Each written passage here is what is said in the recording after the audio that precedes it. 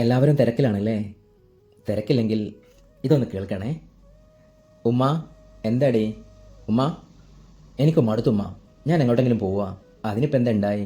ഒന്നും പറയണ്ട, എനിക്ക് മടുത്തു. കുഞ്ഞേ, ഉപ്പച്ചി ഒരുപാട് ബുദ്ധിമുട്ടിയല്ലേ നിന്നെ പഠിപ്പിക്കുന്നത്. പിന്നെന്താ നീ ഇങ്ങനെയൊക്കെ? എനിക്കൊന്നും കേൾക്കണ്ട, ഞാൻ എങ്ങോട്ടെങ്കിലും പോവുകയാണ്. ഇങ്ങനെ പറയുമ്പോഴും ആ ഉമ്മാക്കറിയില്ല സ്വന്തം മകള് വീട് വിട്ടിറങ്ങുമെന്ന്. അഥവാ വീട് വിട്ടിറങ്ങിയുള്ള അവസ്ഥ നിങ്ങൾക്കറിയാലോ. നമ്മുടെ നാട് ഒരിക്കലും സേഫ് അല്ല കേട്ടോ. നമ്മൾ ചിന്തിക്കും കോഴിക്കോട് ബീച്ചിലൊക്കെ പോയാൽ നേരം പുലരോളം ഇരിക്കുക അവിടെയൊക്കെ സേഫാണെന്ന്. നിങ്ങൾ അങ്ങനെ ഒന്നും ചിന്തിക്കരുത്. ആ കുട്ടി വീട് വിട്ടിറങ്ങി പകൽ മുഴുവനും കറങ്ങി നടന്നു. രാത്രിയായപ്പോൾ നല്ല വിശപ്പ്. എങ്ങോട്ട് പോകും, ആരോട് ചോദിക്കും ഒന്നും അറിയില്ല. മുൻപിൽ കണ്ട 2 പേരോട് ചോദിച്ചു ഭക്ഷണം കഴിക്കാൻ അല്പം ക്യാഷ് വരുമെന്ന്. അവരാണെങ്കിലോ ഇരയെ തേടി നടക്കുകയാണ്. അവർക്ക് സന്തോഷമായി. അവർ പറഞ്ഞു ക്യാഷ് മാത്രമല്ല, നിനക്ക് പാർപ്പിടവും തരാമെന്ന്.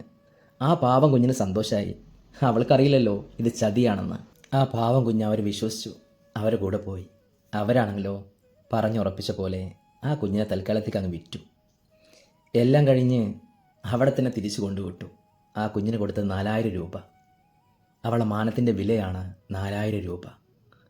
എല്ലാവരും ഓർക്കണേ, നമ്മുടെ നാട്ടിൽ എന്തും നടക്കൂലേ? എന്തുകൊണ്ടാണ് ഇങ്ങനെ സംഭവിക്കുന്നത്?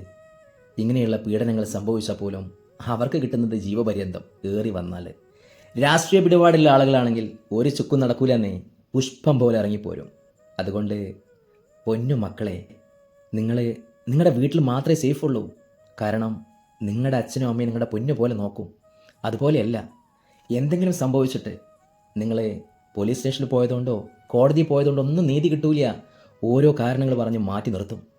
ഇതിനു മുമ്പും ഒരുപാട് പീഡനങ്ങൾ നടന്നിട്ടുണ്ട്. എന്നിട്ട് എന്തേ? അവർക്കൊക്കെ എന്താ ലഭിച്ചത്? ഒന്നുമില്ലാന്നേ. പിന്നെ നമ്മൾ ഈ ന്യൂസുകളെല്ലാം അറിയുന്നത് ന്യൂസ് ചാനൽ വഴിയാണ്. ഒരാഴ്ച 2 ആഴ്ച, അത് കഴിഞ്ഞാൽ പുതിയ ന്യൂസ് വരും. പിന്നീട് അവരതിൻ്റെ പിറകെ പോവും. ശരിക്കും നഷ്ടമാർക്ക നിങ്ങളെ പോറ്റി വലുതാക്കിയ ആ പാവ ഉപ്പച്ചിക്കും ഉമ്മച്ചിക്കും. അതുകൊണ്ട് എൻ്റെ ശബ്ദം കേൾക്കുന്ന എൻ്റെ പൊന്നു മക്കളെ, എനിക്കും നിങ്ങളെ പ്രായമുള്ള മക്കളുണ്ട്. അതുകൊണ്ടാണ് പറയുന്നത്, വീട് വിട്ടിറങ്ങുമ്പോൾ ഒരു 100 വട്ടം ചിന്തിക്കുക. സ്വന്തം നിഴലിനെ പോലും വിശ്വസിക്കാതിരിക്കുക. ഒരുപാട് ചതിക്കുഴികളാണ് നിങ്ങളെ കാത്തിരിക്കുന്നത്. പിന്നെ നമ്മുടെ പ്രിയപ്പെട്ട നീതിപീഠത്തിനോടാണ് പറയാനുള്ളത്, ഈ ചെറിയ ചെറിയ കുഞ്ഞുങ്ങളെങ്ങനെ പിച്ച് ചീന്തുമ്പോഴേ അവരെത്ര കൊമ്പത്തെ ആളുകളാണെങ്കിലും അവരെ വിട്ടുകൂടാ. അർഹമായ ശിക്ഷ പബ്ലിക്കിൽ വെച്ച് അവർക്ക് കൊടുക്കണം. ഇനി ഒരാളും ഒരു കുഞ്ഞിൻ്റെ മേലിലും വിരൽ ചൂണ്ടാൻ പാടില്ല.